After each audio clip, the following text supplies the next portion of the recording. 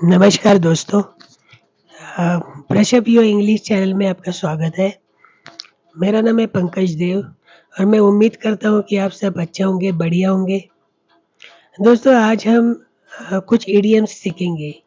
अगर आप बोलते समय इंग्लिश बोलते समय इडियम्स यूज़ करते हो तो आपकी जो लैंग्वेज है वो प्रोफाउंड होगी, बहुत उम्दा होगी। तो चलिए हम देखते हैं इडियम। दोस्तों तो पहला इडियम जो है वो है to speak volumes. To speak volumes means to provide a lot of information about something, to show something clearly, convey a good deal without using words. So मतलब शब्दों के बिना ही कोई बात जो है साबित करना। सब शब्दों के बिना कई बार कोई बात जो है वो साबित हो जाती है। For example, he secured 98% in 12th class, which speaks volumes about his intelligence. तो उसने 12th क्लास में 98% सिक्योर किया, 98% उसको मार्क मिले। वो अपने आप में ये सबूत है, वो दर्शाता है कि वो कितना इंटेलिजेंट है। मतलब ही सिक्योर्ड 98%। उसने 12th का स्पेलिंग पे ध्यान दीजिए। 12th का स्पेलिंग करेक्ट ये है TWELFTH, 12th क्लास। कोई मतलब कई लोग जो है 12th लिखते हैं, वो गलत है। TWELFTH। ओके, तो ये ध्यान में रखिए। तो यहाँ पे टू स्पीक वॉल्यूम्स मतलब उसने 98% जो है सिक्योर किए, उसने 98% मार्क्स उसको 12th स्टैंडर्ड में मिले। वो अपने आप में एक वो कितना होशियार है, वो कितना क्लेवर है, इसका सबूत है। He secured 98% in 12th class, which speaks volumes about his intelligence. Okay? तो दूसरा आगे बढ़ते हैं दूसरे इडियम की तरफ। वो है far cry from. Far cry from का मतलब है कि वेरी डिफरेंट फ्रॉम। एक सिचुएशन दूसरे सिचुएशन से बहुत डिफरेंट है। मतलब आप देख सकते हैं far cry from his house is a far cry from the bungalow he once lived in. मतलब अभी जो घर में रह रहा है वो बंदा, उसका वो घर उस बंगलो से काफी अलग है। मतलब कि वो किसी जमाने में बंगलो में रहता था, तो अभी उसका जो एक घर है वो जो पहले जो बंगले में रहता था उससे बहुत अलग है। वेरी डिफरेंट फ्रॉम मतलब कि उसका बंगलो जो लग्जरियस, बंगलो तो लग्जरियस ही होता है, लेकिन अभी इस सेंटेंस के मुताबिक वो एक घर में, छोटे से घर में रह रहा है। हिज हाउस, मौजूदा जो घर है जो उसमें रह रहा है, he is his house is far cry from the bungalow he once lived in. किसी ज़माने में वो जिस बंगलो में रहा करता था, उससे बहुत ही अलग जो है उसका ये मौजूदा घर है। ठीक है? तीसरा जो इडियम है वो है वाउच फॉर। वाउच फॉर का मतलब जो है to confirm that something is true, to confirm that someone is who they say they are. मतलब कि किसी चीज की पुष्टि करना कि किसी चीज की पुष्टि करना कि ये सच है, वो चीज जो सच है उस चीज की पुष्टि करता है vouch for. To confirm that something is true और to confirm that someone is who they say they are. मतलब कि अगर मैं अपनी आइडेंटिटी दूं या आप let's take my example, my name is Pankaj. Okay, so मैं बोलता हूँ कि मैं पंकज हूँ, लेकिन उसका क्या सबूत है कि मैं वही हूँ जो मैं कह रहा हूँ। Someone is who they say they are. मैं कह रहा हूँ कि मैं पंकज हूँ, लेकिन इसका सबूत क्या है? तो आधार कार्ड सबूत है। किसी जान पहचान वाले को मैं ले जाऊंगा समझिए कोर्ट में, तो जो है वो गवाही देगा कि हाँ ये वही बंदा है जो ये खुद को बता रहा है, पंकज, या फिर आपके केस में आपका नाम। ठीक है?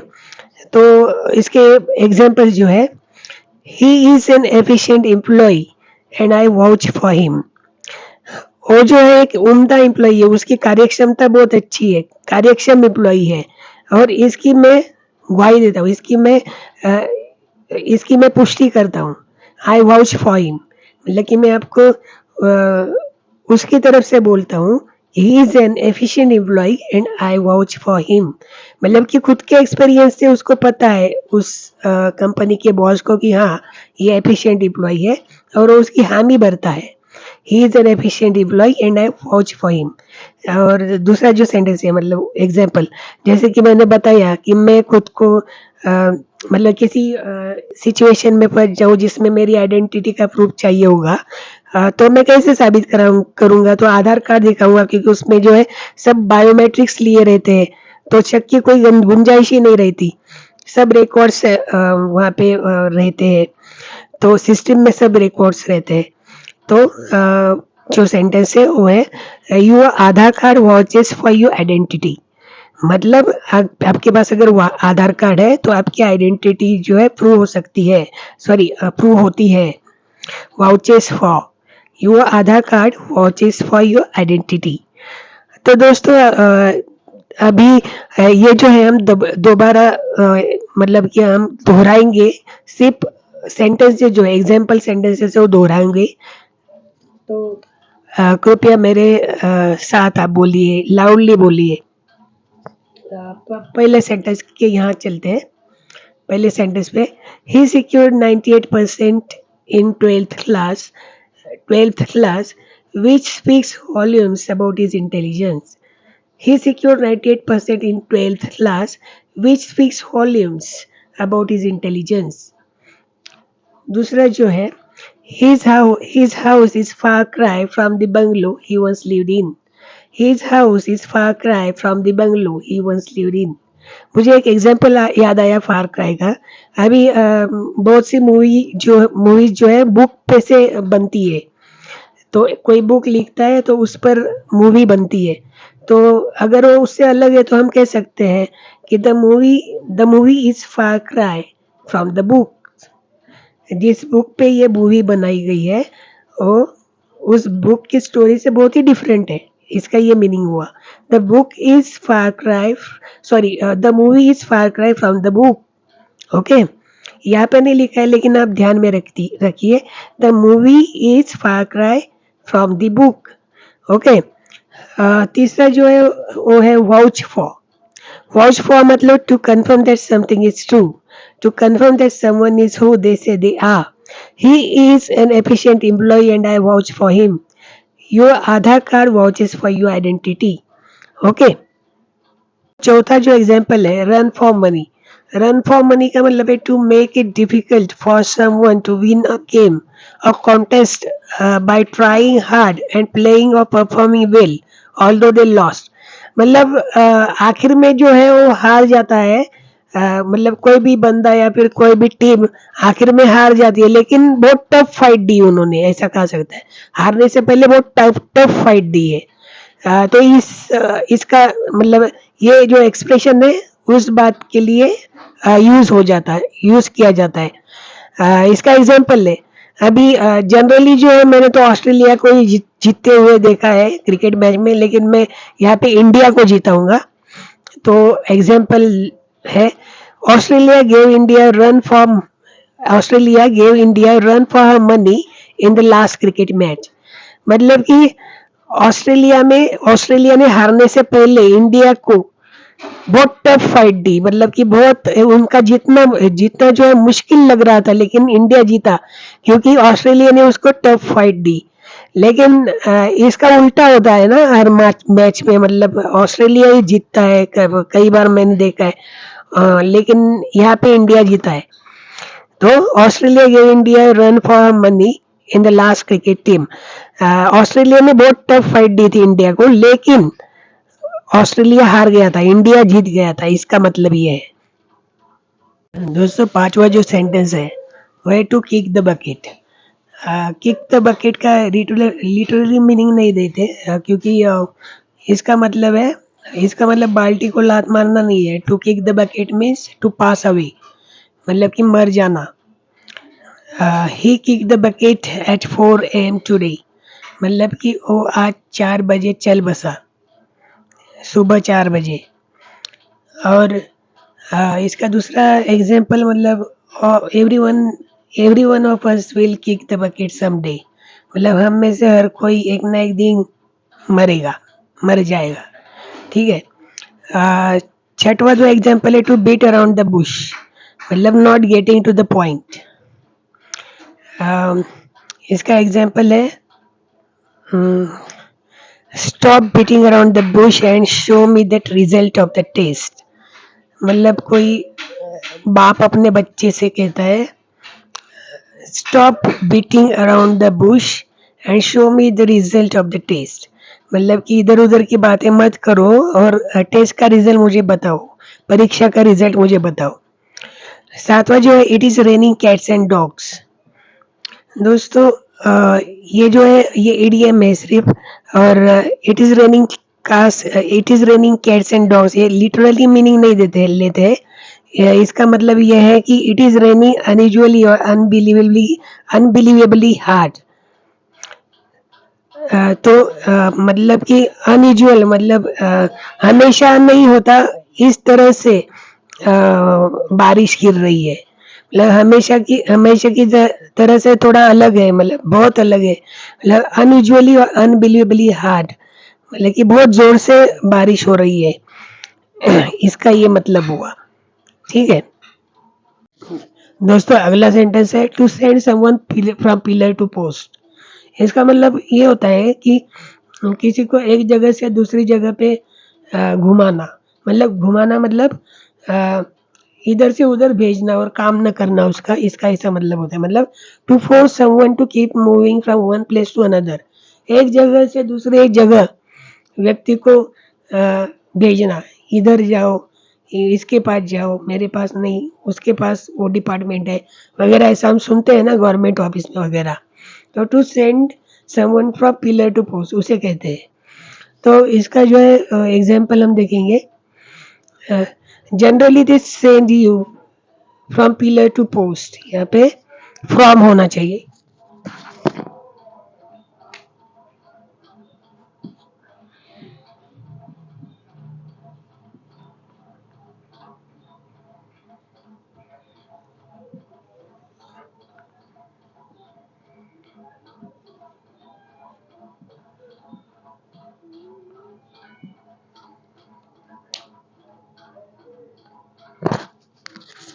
हाँ तो generally they send you from pillar to post if you have a if you have to get your work done at the government office, मतलब गवर्नमेंट ऑफिस के ऑफिस में आपको एक जगह से दूसरी जगह भेजा जाता है अगर आपको कोई काम कराना हो गवर्नमेंट ऑफिस में। तो इसका अर्थ यह है generally they send you from pillar to post if you have to get your work done at government office. Okay, तो आगे आगे बढ़ते हैं। आगे है ब्लेसिंग इन डिसगाइज, मतलब कि ऐसी कुछ चीज जो आपको पहले बुरी लगी होगी लेकिन उसका परिणाम जो है वो अच्छा होगा, अच्छा हुआ, अच्छा आया होगा, उसको कहते हैं blessing in disguise. An apparent misfortune that eventually had good result. Okay, तो इसका एग्जांपल देखते हैं। My accident was blessing in disguise as it is in the hospital as it is in the hospital that I met you. My accident was blessing in disguise as it is in the hospital that I met you. मतलब कि जो बात कर रहा है ये कि माई accident was blessing in disguise, मतलब मेरा एक्सीडेंट जो था, अपघात जो था, और मेरे लिए वरदान साबित हुआ क्योंकि हॉस्पिटल में मैं तुमसे मिला, मतलब कि उसके बीबी को वो मिला होगा, उसके उसकी गर्लफ्रेंड हॉस्पिटल में बनी, तो इसलिए वो कहता है कि माई accident was blessing in disguise, क्योंकि वो हॉस्पिटल में ही उसके होने वाले बीबी को मिला था। My accident was blessing in disguise as it is in the hospital that I meet you. दोस्तों 10वां जो सेंटेंस है वो है adding insult to injury. Adding insult to injury का मतलब जो है पहले से ही खराब सिचुएशन को और खराब करना, टू डू और से something that makes a bad situation even worse for someone. मतलब कि ऐसी कोई बात करना या कहना जो उस इंसान की मुसीबतों को और बढ़ा देती है, उस इंसान की सिचुएशन को और वर्स बना देती है, मतलब कि और बेकार बना देती है। तो adding insult to injury means to do or say something that makes a bad situation even worse for someone. तो इसका जो एग्जाम्पल है वो हम देखते हैं। I had lost my job and to add insult to injury lockdown began. So I had lost my job and to add insult to injury, lockdown began. पहले ही मैं मेरा जॉब खो चुका था और नया जॉब ढूंढने के लिए जाना था, लेकिन लॉकडाउन शुरू हो गया। लॉकडाउन तो मालूम है ना, जो कोरोना काल में शुरू हुआ था। बहुत से लोगों ने जॉब जो है उनका जॉब चला गया था। तो वो सिचुएशन जो है बहुत ही वर्स थी उस समय। लोगों ने बहुत डिफिकल्टी फेस की थी। तो वही है, I had lost my job and to add insult to injury lockdown began. मैंने मेरा जॉब खो चुका था मैं, लेकिन उससे बद से बदतर हालत हो गई जब लॉकडाउन शुरू हो गया। ठीक है। नाउ जो 11वां जो सेंटेंस है वो है biting of more than you can chew. मतलब अपनी कैपेसिटी के ऊपर काम ले लेना, अपने कैपेसिटी के ऊपर ऐसा कुछ एडवेंचर करना, या फिर अपनी कैपेसिटी को जो है ओवर एस्टिमेट करना और कुछ ऐसा शुरू करना या कुछ ऐसा कमिटमेंट करना जो आप फुलफिल नहीं कर सकते। मतलब to take on commitment one can not fulfil. मतलब ऐसा कुछ शुरू करना, ऐसा कुछ कमिटमेंट लेना कि इतनी बड़ी कमिटमेंट लेना कि आप उसे फुलफिल नहीं कर सकते, आप उसे पूरा नहीं कर सकते। तो इसका एग्जाम्पल है, he started a new business but soon realized that he had bitten off more than he could chew. उसने नया बिजनेस शुरू किया, पर बाद में उसे पता चला कि ये उसके बस की बात नहीं है ये, because he had bitten off more than he could chew. मतलब जो खा सकता था उससे कुछ बड़ा खाने को लेना। आपके मुंह में अगर आप पूरा पिज्जा नहीं डाल सकते, एक एक टुकड़ा करके डालना पड़ेगा ना पिज्जा का।